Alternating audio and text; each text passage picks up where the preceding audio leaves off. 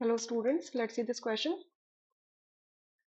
Which of the following or I can say which one is a wrong statement?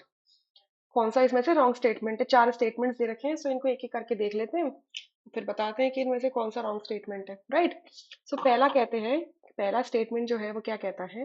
Total orbital angular momentum of electron in S orbital is equals to zero.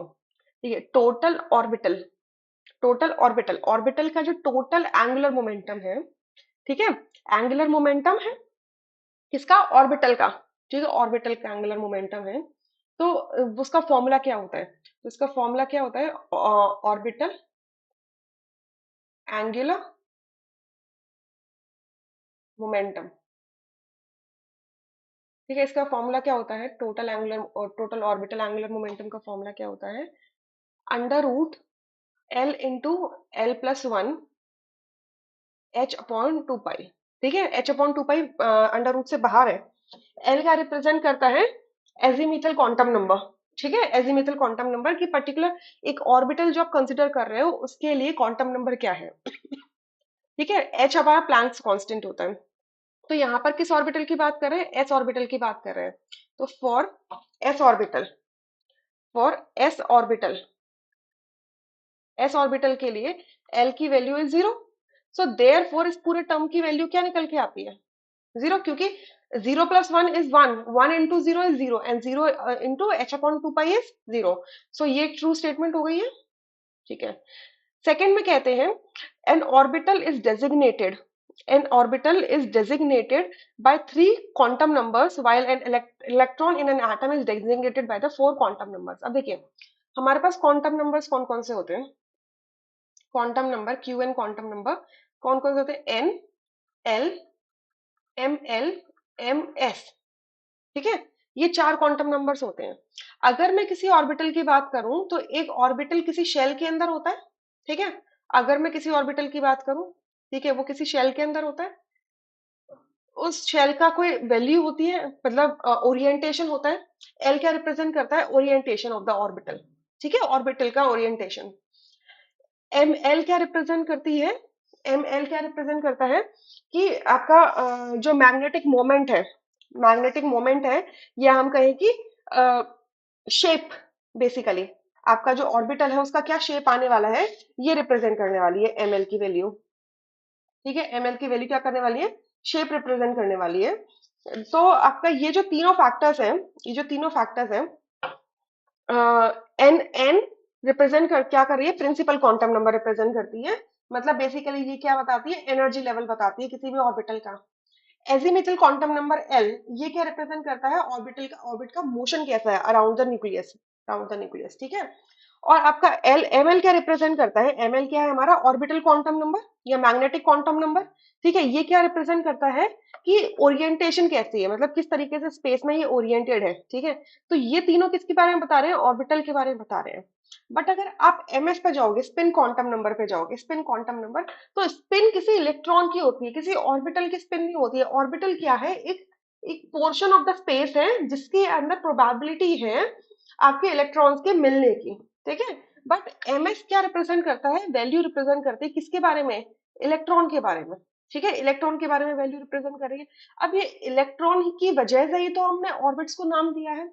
अगर कहीं ना कहीं और electron present है, उसकी occupancy है कहीं ना कहीं, तो उस ऑक्यूपेंसी, उसकी कैसी ऑक्यूपेंसी है उस स्पेस में, उसी से तो ऑर्बिट्स बन के आते हैं या ऑर्बिटल्स बन के आते हैं।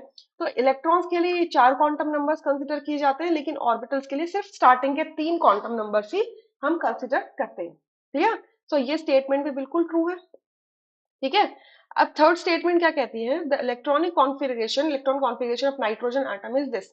अब देखिए नाइट्रोजन के एटॉमिक नंबर्स कितने होते हैं? 7 होता है एटॉमिक नंबर। तो इसकी इलेक्ट्रॉन कॉन्फ़िगरेशन क्या होगी? 1s2, 2s2 and 2p3। ठीक है, सो ये कंप्लीटली फिल्ड शेल है, दो इलेक्ट्रॉन्स है इसके अंदर, इसके अंदर दो आ जाएंगे। इसके कोई सब शेल नहीं है 2s का, तो इसके अंदर भी दो इलेक्ट्रॉन्स आ जाएंगे। अब p ऑर्बिटल के तीन सब शेल्स होते हैं और तीन इलेक्ट्रॉन है, तो तीन इलेक्ट्रॉन है तो पहले सबके साथ सिंगली फिल होंगे। ठीक है, सिंगली फिल होंगे इन द सेम ओरिएंटेशन, हम कह सकते हैं, यानी कि इनका ओरिएंटेशन नहीं कहूंगे, इन द सेम स्पिन। तीनों इलेक्ट्रॉन्स की स्पिन क्या होगी? सेम होगी, तीनों क्या होंगे? पैरेलल होंगे एक दूसरे से। अब यहाँ पर देखो px में जो ऑर्बिटल है इलेक्ट्रॉन है और जो py में है वो तो पैरेलल है, लेकिन pz का क्या है, एंटी पैरेलल है। तो बेसिकली क्या होगा, ये स्पिन क्या हो जाएगी, जीरो हो जाएगी। ठीक है, which is not possible in the ground state. क्यों? According to Hund's rule of maximum multiplicity.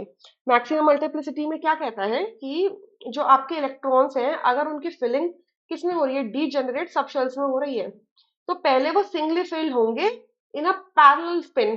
Parallel spin में सिंगली फिल होंगे। ठीक है, मतलब आपको उनको इस तरीके से फिल करना है कि उनकी जो मल्टीप्लिसिटी है, उनकी जो स्पिन है वो सबसे ज्यादा मैक्सिमम आए। अब मैक्सिमम तो इसमें आएगी नहीं, क्योंकि ये अपवर्ड है, ये डाउनवर्ड है, ये क्लॉकवाइज है, एक एंटी क्लॉकवाइज है, तो वो कैंसिल आउट होकर जीरो हो जाएगा। ठीक है, बट अगर हम तीनों ही अपवर्ड करेंगे, तीनों की क्या हो जाएगी, एड अप होके थ्री टाइम्स हो जाएगी, लेकिन यहाँ पे क्या हो रही है, सिर्फ वन टाइम ही हो रही है। इस वजह से ये हमारा क्या है, फॉल्स स्टेटमेंट है। क्लियर?